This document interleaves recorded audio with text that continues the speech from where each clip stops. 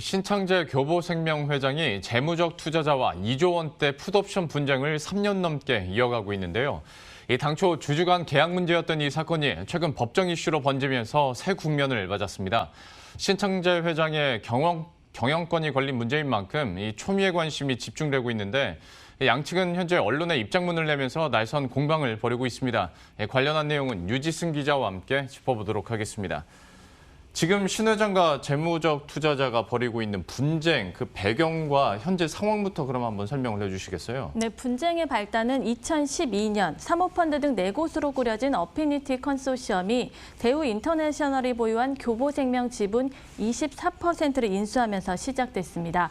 당시 어피니티 측은 신 회장과 주주 계약을 맺으면서 3년 후인 2015년 9월까지 교보생명의 상장이 안 되면 신 회장에게 지분을 되팔 수 있는 풋옵션을 받았는데요. 이후 교보생명의 상장이 불발되면서 투자자 측은 2018년도에 교보생명의 풋옵션을 행사했습니다. 결론적으로 과거에 투자자가 인수한 교보생명 지분을 신창재 회장이 다시 사들여야 하는 건데요. 양측이 수년간 치열하게 분쟁을 벌이고 있는 것은 이 풋옵션 행사 가격입니다. 투자자인 어피니티 측은 풋옵션 행사 가격을 주당 40만 원대로 제시한 반면 신 회장 측은 주당 20만 원대로 그 절반을 주장하고 있습니다. 어피니티 측 계산대로라면 신 회장이 총 2조 원이 넘는 금액을 주고 지분을 사들여야 하는 건데요. 참고로 2012년 투자자인 어피니티가 교보생명 지분을 사들인 가격은 24만 원대입니다. 한마디로 1조 원에 팔았던 지분을 2조 원에 다시 사야 되는 그런 상황인 겁니다. 딱 봐도 서로가 생각하는 풋옵션 행사 가격 차이가 너무 많이 나서 이 가격 문제도 잠깐 뒤에 짚어보겠습니다만 현재 그러면 법정 분쟁으로까지 이어졌다고요? 네, 그렇습니다. 어피니티가 풋옵션을 행사한 뒤에 이 교보생명 측은 어피니티가 안진 회계법인과 공모해서 가격을 부풀렸다며 이 어피니티와 회계사들을 검찰에 고발했는데요. 그 결과가 지난주 나왔는데 이 검찰은 교보생명 측 손을 들어줬습니다. 이 검찰은 어피니티 측 관계자 2명과 안진 회계법인 관계자 3명을 불구속 기소했는데요. 검찰은 공정하게 가치평가를 해야 할 안진 회계법인이 이 어피니티가 제시한 기준에 따라 가격을 정한 것으로 판단했습니다. 그러면 그 가치평가를 어떤 기준으로 했느냐, 그래서 어떻게 서로가 이렇게 상반된 행사 가격들이 나올 수 있느냐, 이것도 좀 주요할 것 같습니다. 이건 어떻게 결론이 났습니까? 네, 좀 자세히 들여다보면 신창재 회장과 어피니티가 풋옵션 계약을 맺은 건 지금으로부터 9년 전 2012년도인데요. 이 상장 조건은 그 당시 3년 이후, 그러니까 2015년 9월까지였습니다. 이 상장이 불발된 뒤 어피니티 측은 사실상 언제든지 풋옵션을 행사할 권리가 생긴 건데요. 실제 행사 시점은 이보다 3년이 지난 2018년도였습니다. 이 어피니티 측 의뢰에 따라 가치평가를 진행한 안진 회계법인은 2018년 6월 말을 기준으로 그 직전 1년간 삼성생명, 하나생명, 오렌지라이프 등 주요 다른 생명보험사의 주가를 비교해 풋옵션 가격을 산정한 것으로 알려졌습니다. 이 가격이 주당 40만 9,912원입니다. 이 신 회장 측은 이 기간에는 금리 인상 등의 기대감으로 보험사들의 주가가 급등한 시기가 포함돼 있어 풋옵션 행사 가격이 지나치게 높게 책정됐다고 주장하고 있는 겁니다.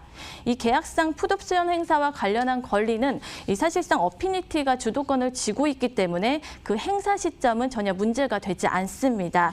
이 어피니티는 교보생명에 투자한 지 또 9년이나 됐고 당연히 최대한 이익이 나는 시점을 계산해서 풋옵션을 행사하려고 한 건데요.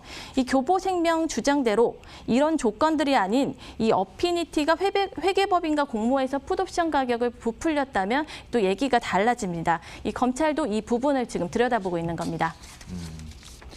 그러면 결과적으로 그러니까 안진 회계법인 이랑 어피니티가 지금 공모해서 가치를 부풀렸다고 검찰이 보고 있는 거지 않습니까? 네. 그러면 그 문제 본질 보기 전에 안진 회계법인이 그러면 이번 건 말고 다른 법정 분쟁으로 이런 논란이 있었던 적이 있습니까?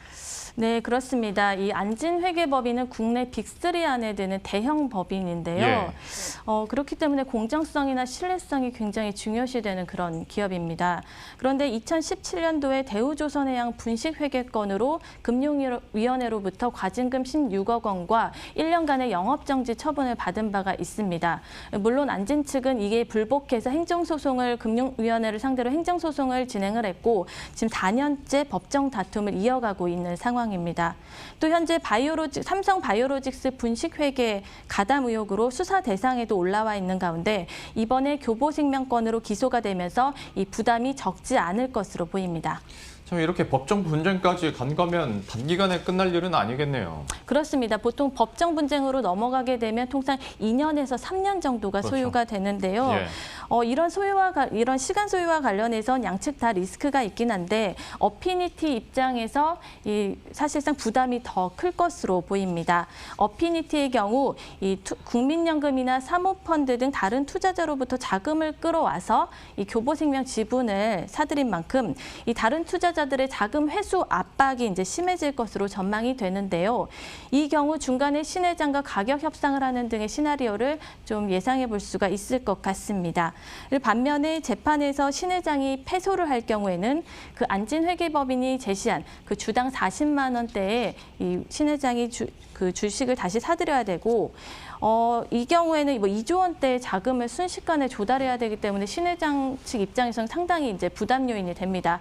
게다가 그 수년간의 법정 지연 이자까지 물어줘야 해 그 비용 부담은 조금 더 늘어날 것으로 보입니다. 참 어찌 보면 이번 분쟁의 발단이 어쩌거나 교보생명이 상장을 안 하게 되면서 이렇게 된 거지 않습니까? 근데 지금 상황 봤을 때도 교보생명이 상장을 당장 한다는 건 현실적으로 힘들 것 같고 오히려 다른 투자자를 좀 이렇게 찾아서 문제 해결할 수 있는 방법은 없는 겁니까? 네, 맞습니다. 현재로서는 그 보험 산업의 미래 성장성이 담보되는 그런 녹록한 상황이 아니기 때문에 이 상장을 추진하는 것은 사실상 불가능할 것으로 보고 있습니다. 그리고 지금 새 투자자 같은 경우에는 다른 투자자가 물론 그 24% 그러니까 이 어피니티가 가지고 있는 지분을 바로 넘겨받아서 사들이는 방법이 있는데 지금 40만 원대 그 사들여야 되기 때문에 이 가격으로는 새로운 투자자가 이 비싼 값에 사들일 가능성은 굉장히 낮습니다. 그러겠네요. 그렇기 때문에 이 중요한 게 가격인데요.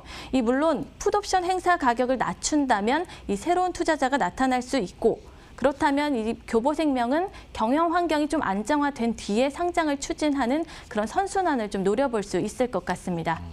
이 사안도 좀 시간을 오래 두고 계속 지켜봐야 될 것 같습니다. 유지승 기자와 함께했습니다. 잘 들었습니다.